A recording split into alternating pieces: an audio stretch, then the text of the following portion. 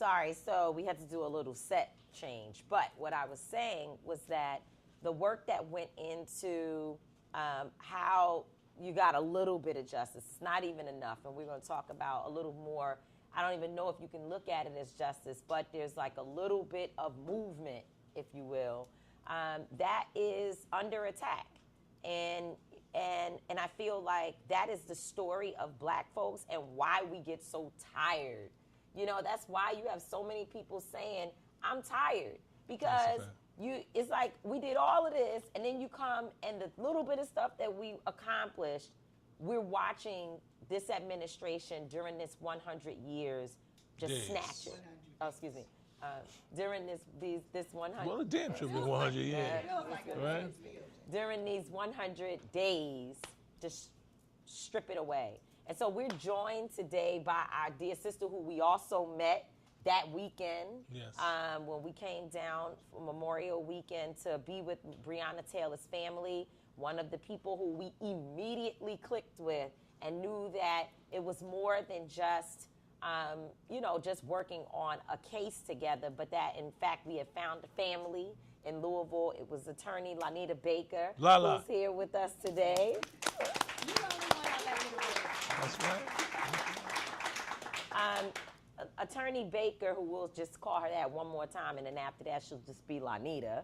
But Attorney Baker is the family attorney for Breonna Taylor's family. She still works with the foundation, the Breonna Taylor Foundation. She, at the time, was at a different law firm, which was Sam Aguiar's law firm, where, he got this big case and called Lanita and said, it's on you, sis. The black people are in trouble. Sam is our white friend. We love Sam. But he knew to ensure that Lanita, as a black woman specifically, would get in there and work with this family. It could not have happened without the work that Lanita Baker put into this situation. And just to show you how brilliant she is, and also we have so many people, not just in our community, but in general, who have to get the credit and hold on to everything. So therefore, we can't even make progress because people are so busy trying to figure out how to put their names in the spotlight. But Lanita said, I know what we need. We need Attorney Ben Crump to come to Louisville and help us to bring this thing to a national level. She didn't say, well, I'm just going to work on it by myself and I ain't going to call Ben because, Ben comes here, it's going to take. No, she said, let me call my friend, Attorney Ben Crump. And you did. And Ben Crump came here and brought us with him. And really, we helped all of us together to raise Breonna Taylor's name to an international level. And so we thank you for everything that you've done. Yes, Attorney ma'am. Baker has her own firm now, and it is called Parker and West. No, excuse me. What am I talking about? Baker. Excuse me, y'all. Okay.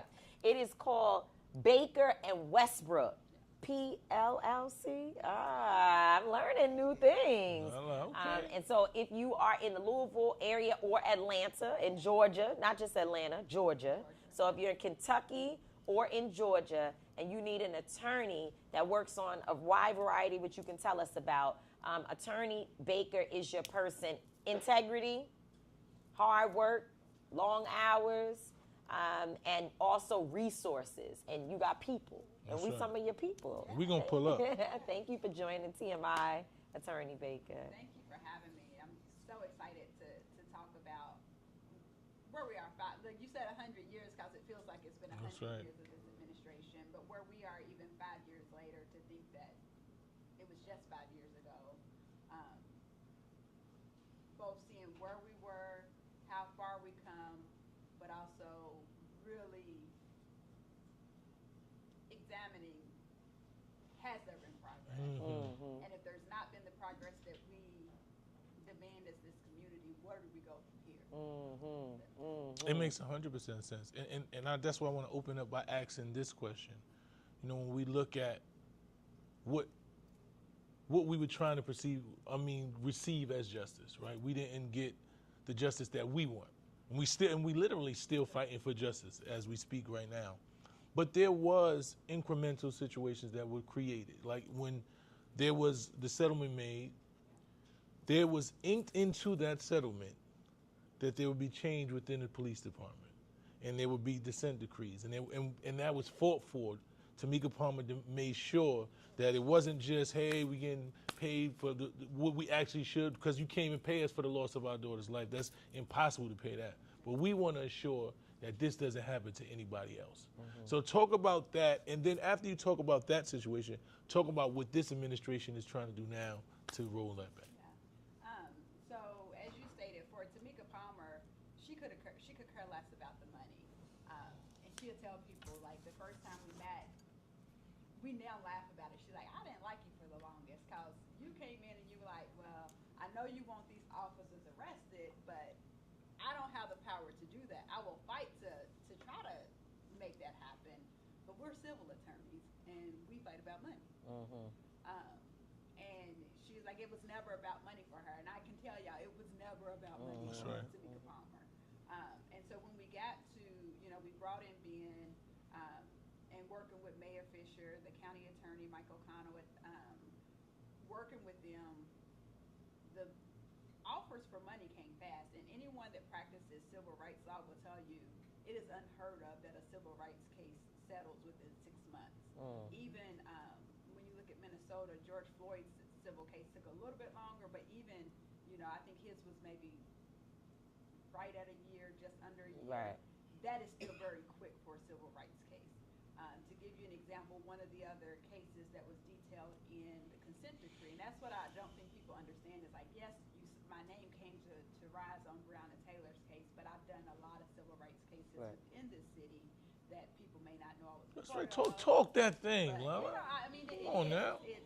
but one of the other cases was Tayon Lee, which was the young man that was stopped for a traffic offense, which brought to light how often LMPD was stopping young black men in the West End just because they drove a nice car, searching their cars, doing everything else. That was in the consent decree as well. That we filed that lawsuit in 2018. We didn't settle it, I think, to 2023, maybe 2020. So, like, that's the real length of civil rights cases. So when we talk about practicing those cases, they're hard, they're expensive, they're gonna fight. Even when they know they're wrong, they're still gonna fight. So with Breonna Taylor's case, I tell people, like, cause people ask, and Mayor Fisher did what he was supposed to do as mayor at that time, and took accountability for the city. Like, we want to make right. So when he came with the financial settlement, I'm like, that's fine and dandy, but we want to make sure that there are items of reform built into this. Right. I can say for the duration of his term, he was committed to the settlement terms that they agreed to. We had follow-up meetings with him and his administration. So we were getting the progress reports that they were implementing the warning system, which would tell the command staff, this officer, you may need to watch out for him because he has some, like, he's got this complaint, he's got that complaint. You may need to see, he may be Problematic. Right. So implementing that system, they already had it before we even said get this system. They already had it, they just had never implemented it. So they had a policy or a idea, whatever, a rule, I don't know. They purchased the software but didn't use it. Wow. And so it's like, oh, you already have it, so now we got to implement Right. it, right? And it was for an officer coming from a different police department. Is it that, which was in the George Floyd Justice and Policing Act, or just for what's happening in the city? What's happening here, so your officers, if there's so many citizens complaints or another officer pings or says this, or looking at certain citations and be like, well, this citation is using the same language. Like, just to say, there may be an issue, you need to watch this officer a little bit more closely. So you're writing tickets as an and they all officer, look the and all same. the tickets are basically the same and kind of like the same area. Yeah. So, okay, go ahead. So it's saying this may be an issue. So they have these things. They're just not. So they purchased an expensive software to never use it. I'm like, no, you need to use it. Like and this is something that other departments were using. So we didn't come up with that. We were like, hey, there's this warning, and I forget the name of the warning system, but there's this warning system. We need to get it. It's like, oh, well, we have it. Well, are y'all using it? Well, no, we've never implemented. Well, it y'all, nobody in your department knows how to implement it. Call the people who know how to implement it and use it. And so Fisher's administration was committed. And as we know, politics happened. He termed out. We switched mayors. And it got a little ghost, a little salad. And that's just me being honest, right? We weren't getting the updates that we needed. We weren't, and then after the administration changed, we get the consent decree that came for, or the patterns and practice investigation. Right, that's first. And that's important for people to understand that you don't get to the consent decree without the Justice Department doing a full and thorough investigation of what's happening in the city, and then they present you with their findings. Why is that important? Because some people will say, okay, what?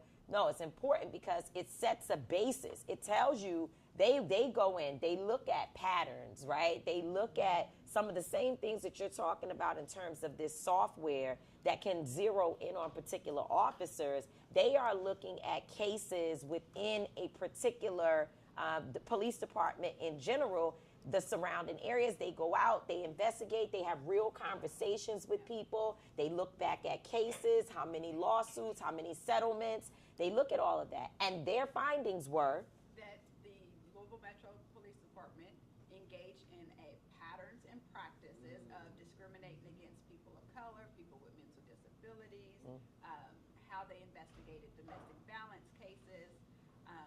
Our department was very problematic.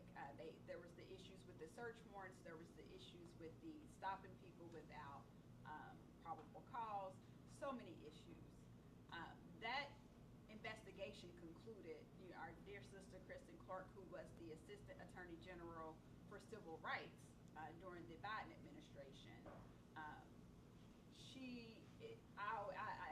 I tell her, like, you're one of the hardest working women I know. absolutely.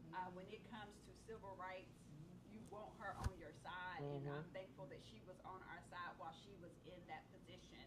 It's an appointed role. Yeah. So, once Biden was no longer president, Kristen was gone. But that investigation concluded in 2022, and because first I told somebody, it was 2023, and then like I said, no, it was 1 month after it was the same month I was installed as president of National Bar Association. So I was like, that was August 2022. So I don't know why we allowed it to go from August 2022 to January of 2025 Under the new mayor. before the consent decree Was signed. On the eve of the presidential. When we got that far, I was like, the attorney and me knew that we would end up here where a Trump administration, I hate saying his name, it took me forever, but where a Trump administration is saying, we ain't abiding by, we don't care about these consent decrees. Right. We're turning them up, we're not following them, And so, on that part, we have to take some accountability for allowing our mayor to string out from August of 2022 to January of 2025 before that consent decree was signed.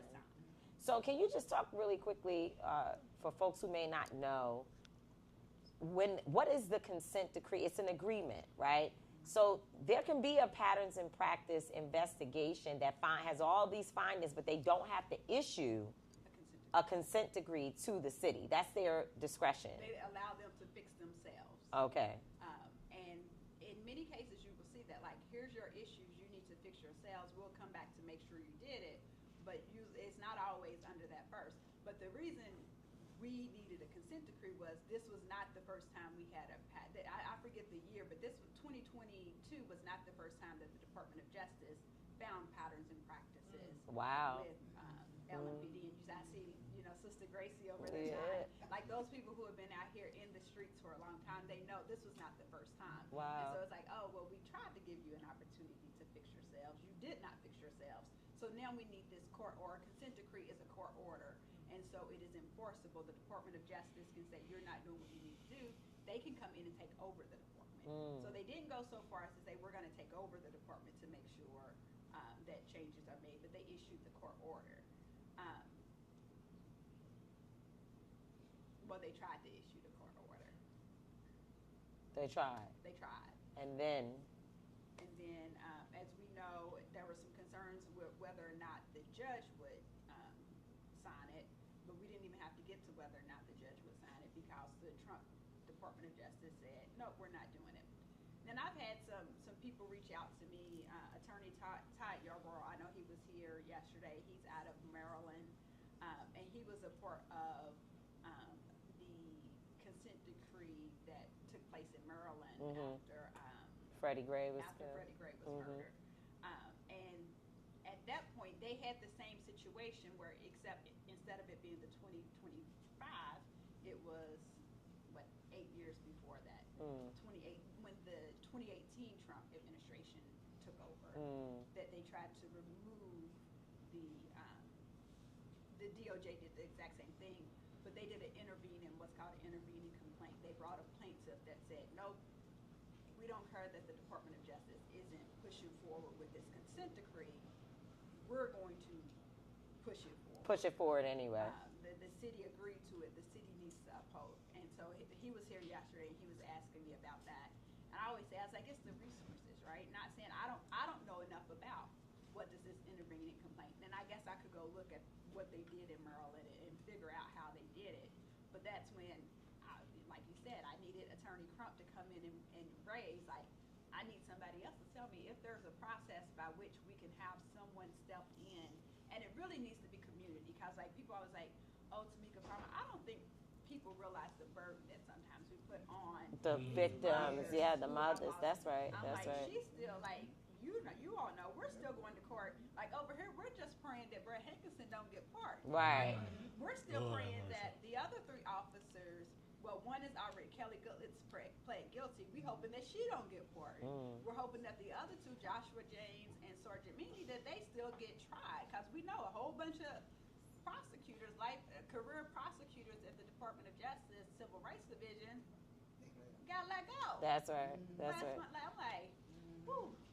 But one of ours is still there. Mike is still there.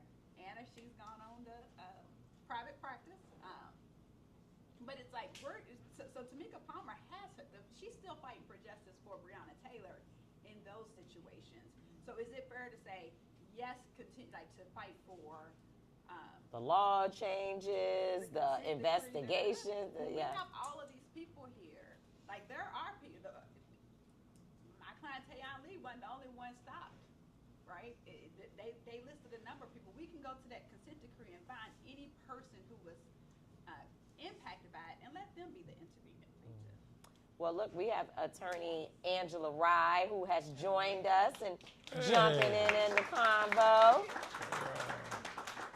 We were just having, a really good conversation with Lanita, Attorney Baker, learning about the consent decree process here and where we are. And I think a good way for you to jump in, Angela, is what can people do now, right? Because I think you told me this, I might be wrong, that the mayor here has the ability to say, regardless of whether the Trump administration has, now said that they will not follow the consent decrees, and they're getting rid of, in many cities, not just here, also in Minneapolis, that court order, as you said. But the mayor can say, we're still following what is in this document, So talk about what you think the community should be fighting for now. Yeah, I think that, first of all, it's so nice to be with you. Yes. Thank you. We love you. And hello to Louisville. I guess the thing that I would say first is it has been remarkably shocking to me how quickly so many of our rights have been rolled back in a matter of months under this administration. And I think the thing that we have to reposition ourselves to do is understand that where Black folks used to go for support and for protection, which was the federal government, the Civil Rights Act, Fair Housing Act, the Voting Rights Act, all of those things are now compromised. The divisions that protected us, the Civil Rights Division and all of these agencies are decimated. They're now saying they're going to focus more on protecting white male Christians. Right. Because they are really under attack. Right. That is me not being honest. And so what I think that we have to now turn to is all of the places where we built solid political power with folks who look like us. You know, at the local level, at the state level. Yesterday I was blown away by the fact that we had all of the Black Caucus in Kentucky at the field hearing. That's right. And the person of Indian descent that caucuses with them all came. That is not just political power, that's unity. That's for right. doing the right thing. So if you can have all of these folks who have our collective best interests at heart doing the right thing, then that is now where we go to for relief, and that is also where we go to make demands. Right? These are the things that we want. We elected you, we pay you. These are the things we expect to see, and I think it's frustrating and it's hurtful, and I think we've taken our time to breathe. We don't have much more time to sit around and That's breathe. right. We gotta That's start right. working. That's right. Can you talk about the field hearing and how that played a role in the State of the People Power Tour here in Louisville?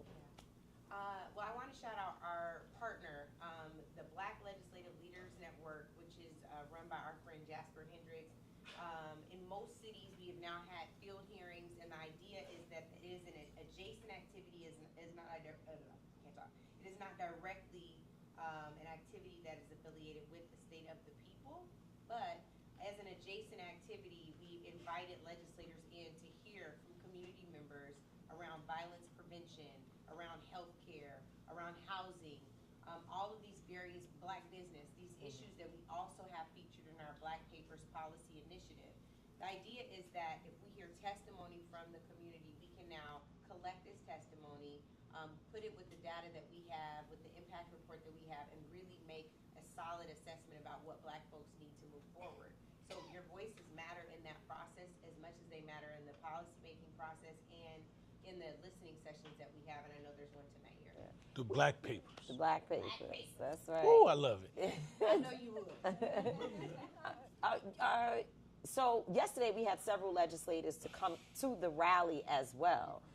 Can you talk about these folks? And, you know, I know you and also Sadiqa Reynolds, our great leader here in the city of Louisville, you guys do not mince your words around where these legislators need to go, what they have been doing, what they haven't been doing. So in this process where there was so much hope around the consent decree helping to change the culture of policing here in the state of Kentucky, right? Not just the city of Louisville, but the state of Kentucky. What do you want to see the legislators do? And do you think that these folks who you have here in your city can get it done? Our state legislators, I think, are doing a fine job, but they need help. We're talking about a state where I think we have 8 Democrats in our Senate now. I think that because one switched, like one just switched to be a Republican out in the state. So we have 8 in our whole state. What? They don't have there's nothing they can do, right? And so, and then our House is just as equally. It's like 3/4 to 1/4. Like, so anything, like we have a great governor, Andy Beshear, he will veto something, but it's like, I'm glad you vetoed it, but we know they're going to override that veto, right? So we have to give them help. And one of the things when I was National Bar Association president was I worked with Holly Holiday, who's going to be one of our speakers later, to do political office boot camps, because I think that we need more Black people, more like-minded people. I quit seeing Black people after Daniel Cameron. I did. Lord have So I don't always That's a say whole Black nother people, thing. but more like-minded people. Yeah. You can say kinfolk. There we go. That's different. Not skin folk. That's right. Because they're like, oh, we need more Black prosecutors. No, we don't. No, we don't. We don't need more like him. But we need more like-minded, more kinfolk to run for political office and know what it really means to what that legislative process really means, right? And how important it is. And so I think it's important that we give them help. So the state legislators that we have, I think our local government is a mess right now. That's just me being honest. We have some strong people there, so give shout out to the strong people that are there.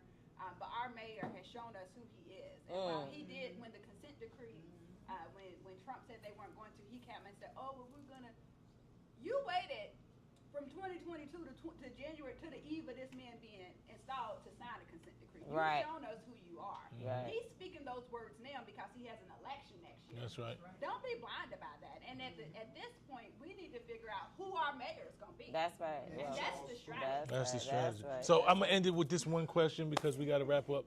But this is the State of the People Power Tour, and I want y'all to give something that the people can do in this moment. Make them feel empowered. So how can we empower our people in this moment with this situation? I think it's exactly, for me, it's exactly what I just said. Our people here in Louisville, I'm born and raised here. I love y'all. I'm still here, even though I got a firm in Kentucky and Georgia, but I'm still here. I'm right here in Louisville. Y'all see me all the time. We got to figure out who our mayor going to be, like right now. And we got to put the support behind that person to make sure that they win next year. They're not going to be running on parties next year. So we also got to make sure that because we're disinterested in the current mayor because he's not for us, because we're disinterested in him, that it's not someone that poses, that's aligned with the other side, that's far right, that slips in because we're not paying enough. That's right. So we have to be unified in that. So we need to unify in this city, and we need to put our resources and our talent and our strategy behind who's going to be our next mayor. And Wow. it's not me, so don't ask me. I was It getting might be ready to you. say. Don't worry about it. We're still working on That's it. right. I think mine is what I tell everybody that's volunteered even with the tour, and that is to do what you feel called. I think there's no greater power than that. Like you tapping into your gifts, tapping into your talents, knowing what you have to offer the community, and knowing what you can receive back from the community is a very powerful position to be in. I was doing an interview yesterday with USA Today with Philip, and he was a great interviewer, but he kept asking the questions around black voters, black voters, black voters. Black people are not singular in our dimension. We have many more facets to us.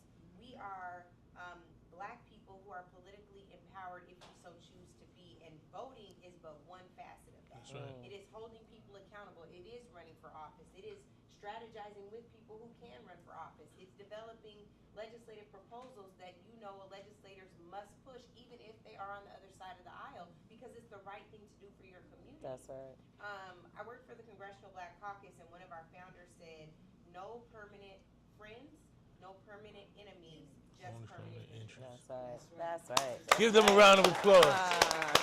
We want to thank y'all for joining us. ladies. Thank y'all for joining TMI. This is the first time that Angela has been on TMI. on our show. Yeah. But you will be back. That's right. I love y'all. Thank We you. love you too. Love Thank you. you. Thank you, Lanita. I appreciate you. Thank Attorney Lanita Baker and attorney Angela Rye. And the All right. boss, Tamika Mallard. Yeah, she's just trying to shift. Yeah. All right, let's change the set. We got to change the set?